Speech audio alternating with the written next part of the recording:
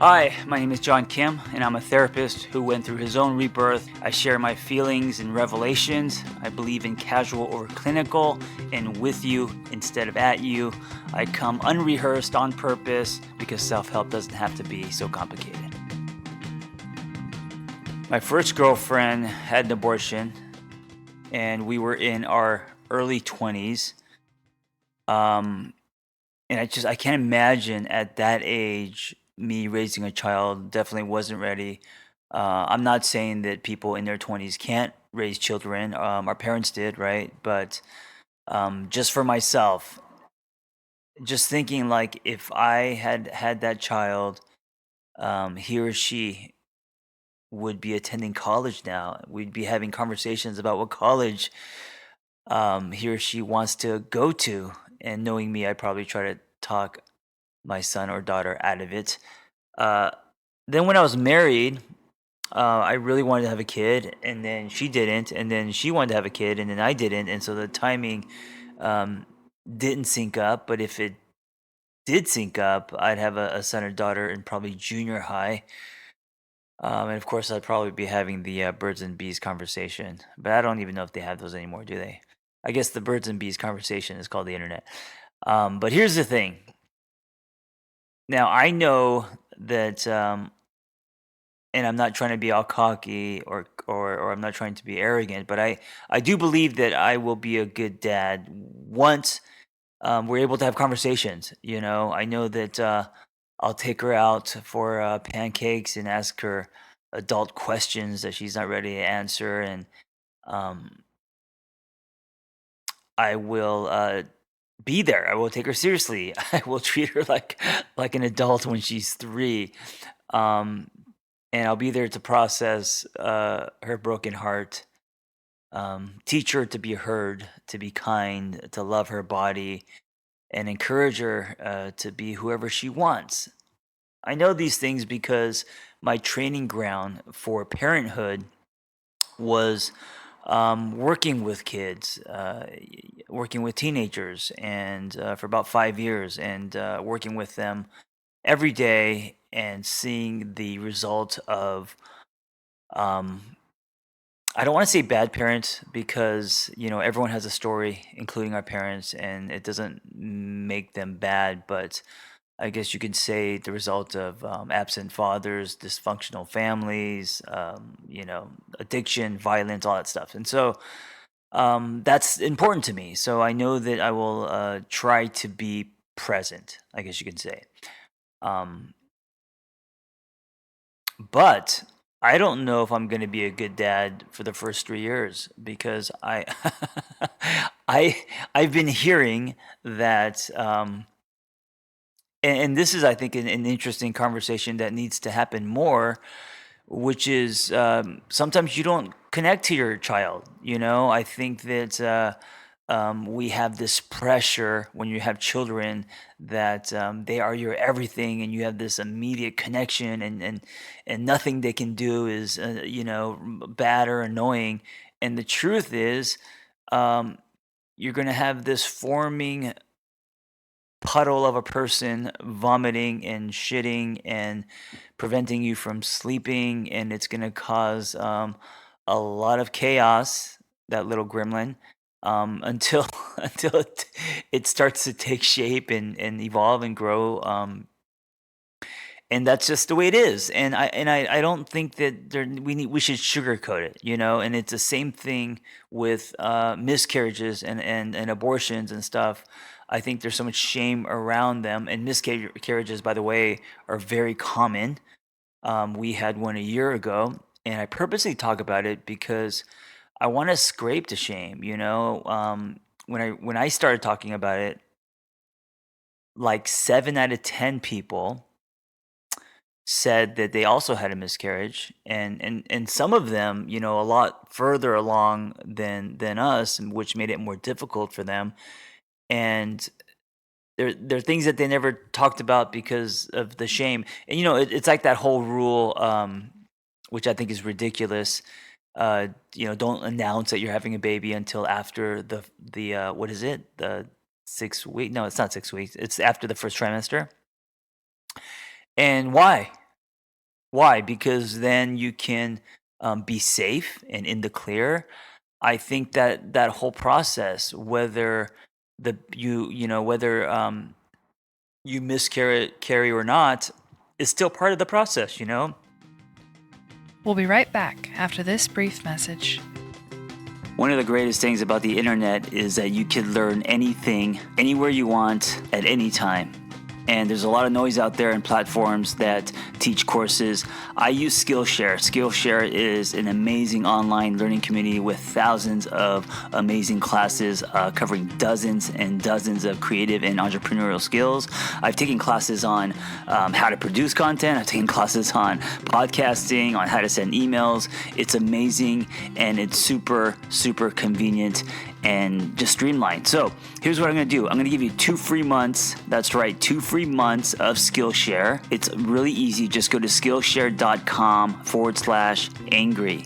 Go to Skillshare.com/angry and you will get 2 free months of Skillshare. There are thousands and thousands of classes on any topic. Go do it right now and you can start learning to be a better person. It reminds me of that really stupid rule: don't call someone until after 3 days or whatever. And it's like, no, just be yourself. And I think miscarriages are part of having a baby or not having a baby. It's all part of that process. And I think that if you don't talk about the bad, but only talk about the good and put on fake smiles and pretend shit didn't happen, you're feeding into the pressures and the reason why we push things down.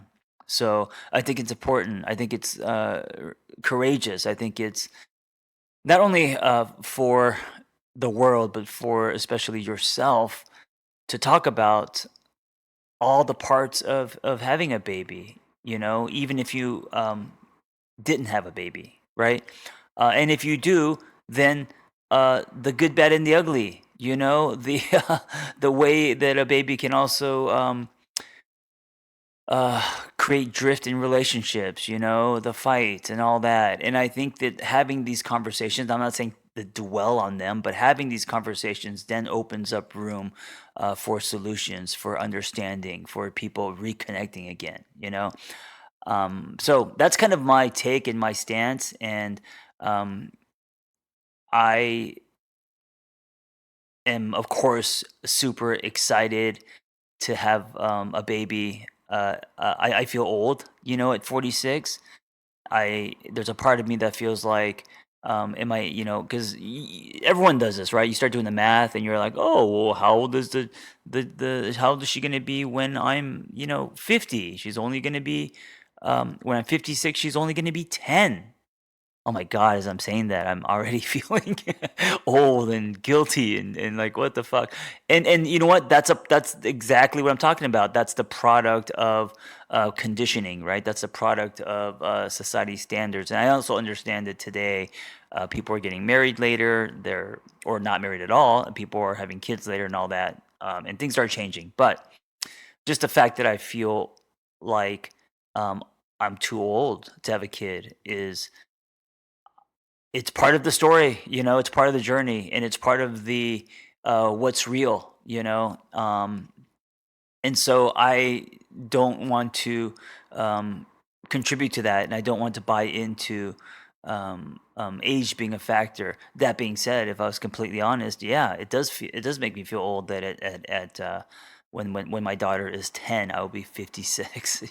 you know but I'll also be doing burpees and butterfly pull-ups, so maybe I'll I'll be strong enough to still throw her in the air.